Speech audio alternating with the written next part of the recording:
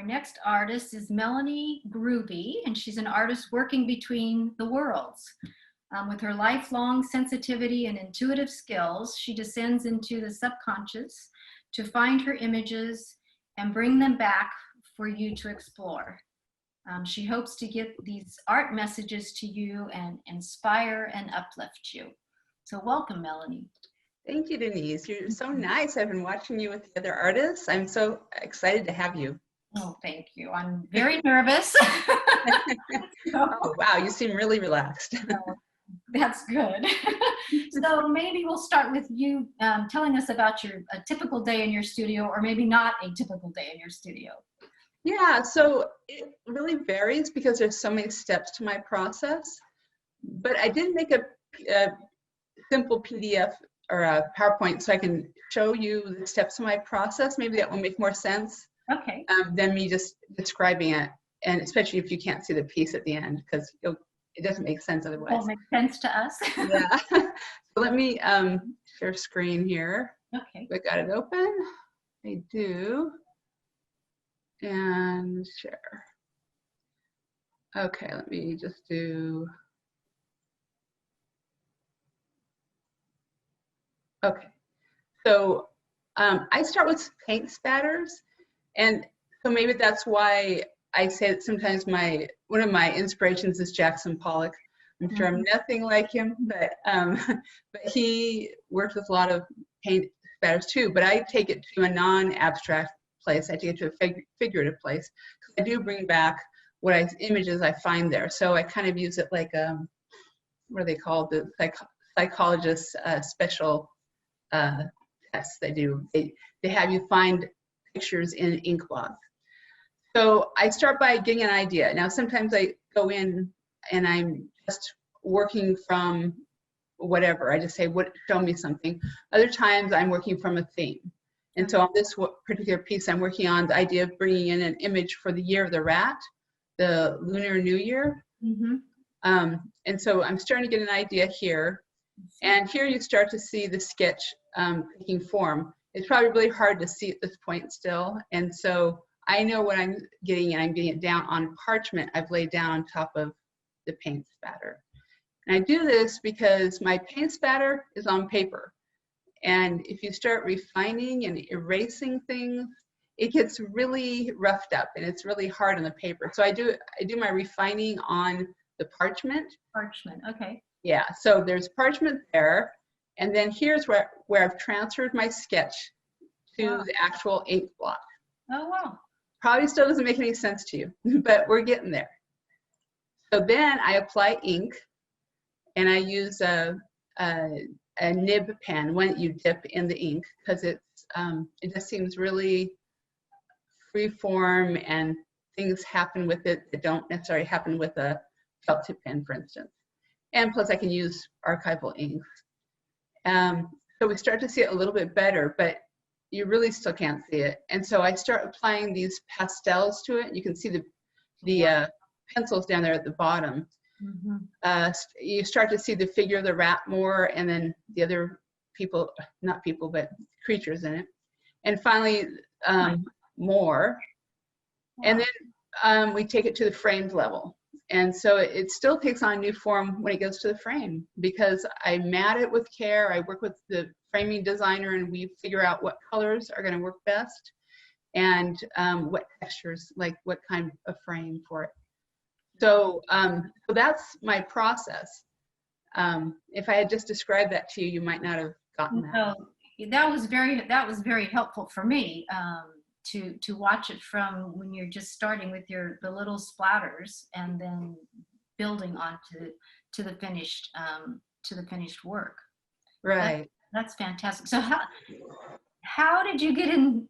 How did you get I don't know, involved, or how did you come across this process that Well, I had been working in watercolor for a long time, and I found that when I started the piece, I loved doing my color studies. I put out colors of watercolor on paper, and it was just abstract swashes, and I loved that. But by the time I got to the end of the piece, the piece felt dead. So I thought, how can I capture the life that I found at the beginning? What happened to the potential in that color? And I just don't want it to be so studied. I want it to be more abstract. And so it really took one weekend. I had all to myself, and I just sat down in my studio and I just started trying things out. And all of a sudden it started to come through that the paint spatter was where I would find my images that meant something to me and it was original. Mm-hmm. And then the ink, applying the ink, I've always loved pen and ink ever since I can remember. I think if someone were to ask me my influences, I think one of my early influences was the artist, man or woman, who put the cartoon pen and ink for Winston Churchill in the back of a comic book that said, if you can draw this, you can take our art school. You know. So I don't know who that artist was. And in fact, I even got on before this on Google and tried to find that image. I didn't. There's lots of Winston Churchill stuff. Yeah. I was like 8 when that happened, so I doubt that it's been uploaded. But yeah, that's one of my influences. That's really fun. That's really yeah. So and then the pasteling came in as I found the need to really define it and refine it more. Uh-huh. So wow. that's yeah. So let me. Very interesting process. Has COVID-19 affected your working process at all, or are you doing okay? Yeah, it really did affect me, but I really didn't realize it until about June. About what? About June. I didn't realize I was really being affected, and I did like I worked on this piece up through that, mm-hmm. and I wasn't like racing through it. It was really I had to push myself to keep doing it. But what I found was I just threw myself into exercise. And I didn't realize that's how I was coping, but it was good. It kept me grounded.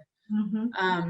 But what I did to really get back into my artwork was I stepped back and stopped asking so much of myself, because I was trying to process not just what was happening in the world, but how everyone else was reacting. I'm very sensitive to that, even if I'm not around them, apparently.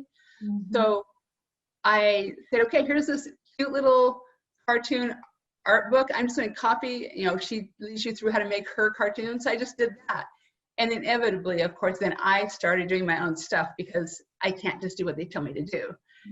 Are you that way too? Yeah, so you're that's inspirational. It's, we're all dealing, and we all deal with this situation we're in, this world situation that we're in right now differently. So it's neat to hear that you were able to motivate yourself and get back, but make it yours. Take inspiration from somewhere else, but make it yours. So thanks for sharing that, because it's a very difficult time. And just listening to the prior two our artists, we're all experiencing it, I think, in similar ways. So you guys are inspirational. Thank you. At first I was feeling guilty that I wasn't producing more work, because everyone's saying, oh, you're an artist, you're at home, you should be producing lots of stuff and it must be great there. But I still had to do things. I mean, it wasn't like art is my whole 24-hour job. I do lots of things in order to make my life work. So I had to go, wait a minute, it's okay. I do what I do, and there you go. And I think everybody has to do that. Exactly. Very, very, very good. So you've shared your process, which is very interesting. I can't wait to view more of your work. Are you going to be live this weekend at all, or are you? I sure will. So I will be live on Facebook from 1 to 4 on both Saturday and Sunday. And the more that I hear the other artists talk, the more I think, maybe I've bitten off too much here. But I'm going to do my best. Wow. And maybe people like you can come and talk to me, and then it won't be so hard. Yeah. And on Friday, I'll go ahead and do a live stream on Instagram, because I like Instagram too. But it'll just be for an hour before these conversations with artists start. So from 4 to 5, I'll just do 1 hour of live stream. Okay. That'll be like my warm up. So Melanie, is your studio in your home? Yes, it is. Okay. So, and is this, how many years have you participated in open studios? This is my 3rd year. Oh, good for you. Yeah, it's funny because each year has been, I keep thinking, well, this year should be easier because I've done this before. And of course, it's completely different. I think And everybody's been adjusting pretty well, though. yeah, yeah, no, and Verge has been so good to give us all these trainings. Yeah. Really so generous, and I can't tell you how much I value them for being so supportive of the artists. They've done a fantastic job of getting this online, and the program they put together and the guide. And so it's Yeah, nice to have you on the third year. So you've had 2 years that you learned, and then you get to learn all over again something. yeah. That's But I try to add on to my skill set. Each year I try to ramp it up a little bit, but this year went like that. It's huge. I wanted to chime in and say thank you, Melanie. I'm glad that you found all of the trainings helpful this summer. Also, I have a question, and there's a question in the chat. So I'll ask the chat question from Stephanie. She wants to know, what scale do you work at, and do you ever work very large? I haven't gone real large. So probably my biggest one, I'm looking at it, I'm thinking it's not bigger than 36. It's probably like 30 by 17 or something. And that's an interesting question, because at first I used to think, how come these people do these huge things? Well, I realized if people are working in oil, you kind of have to work large, because that's how you can describe things. You can't get detailed. With a pen, you get really small detail. So I have to always remind myself, pull back and try to be a little bit larger. But sometimes I just have small pieces. There's nothing wrong with small pieces. I think it's just a matter of taste too. Like some people like to do like very detailed, smaller pieces, and it's like smaller marks. And then some people like Jackson Pollock, for instance, are very expressive and use their whole body, and that's why it's bigger. Yeah. So yeah, thank you for answering. And he's also on the floor a lot. Exactly. Yeah, just like walking around the whole thing. So it's really like a full body experience. I was wondering I really love your color palette. It's so soothing to me. Is there a particular way that you choose your colors? There is. So, just a moment. I've looked at color for so long. It's been such a mystery, but I did lots of studies, looked at lots of books, and finally found this one book on color personality. And from there, I started to realize that my colors, well, first of all, I know that since I worked in watercolor, I really like transparency in my work, and I like it to be light and not heavy, which if I wanted it to be heavier, I probably would go with oil. As a result, though, it tends to be less bold, but sometimes it can get bold if I work with red. And then I tend to try to keep the muddies out. Like I don't want to get too brown in my work. Here and there, I'll try to ground it with some brown, but the majority of the time, I'm keeping the yellow pulled back. Yellow has to stay very pure, or it doesn't get to play. It's a very bold color. In spite of being so light, it's very assertive, and it will change every color dramatically if you add it in. So I think that's one of the ways. And I've gone through and figured out what my 3 primary colors are that I use, and then I mix from there. And I tend to use magenta instead of a straight red. But lately, I started my newest series. It's called Blood Work, and it's in red. So I went ahead and went wild with the reds on that one for the paint spatter. Awesome. And that kind of sets a tone. And then I can adjust with the pastels later. So are you happy with that? Are you happy with your new work? Yeah, I am. So this one's a heavier series, not as light, and so I'm very happy with the effect it has on me, as well as I think what it's bringing for anyone else who's gone through trying dysfunctional, abusive times. So. Well, thank you, Melanie. Why don't you just let us all know where we can see your work and find more about you, and then Denise will introduce the next artist. Okay, great. Well, you know what? If I can share my screen one more time, I've got it on my PowerPoint here. Let me go back one. Oops, there it is. So I've got my website, and guess what? It's my name, melanigrube.com. Am I sharing?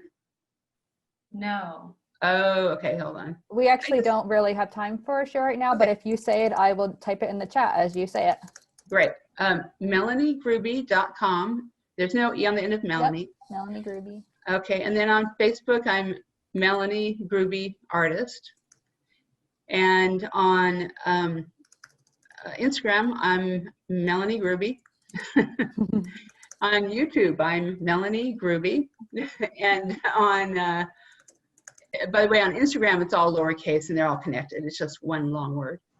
And then let's see. And then I think that's it, right? I think I covered Okay, it. awesome. And I'm posting it in the chat for everyone. And thank you so much, Melanie. Thank you. Melanie.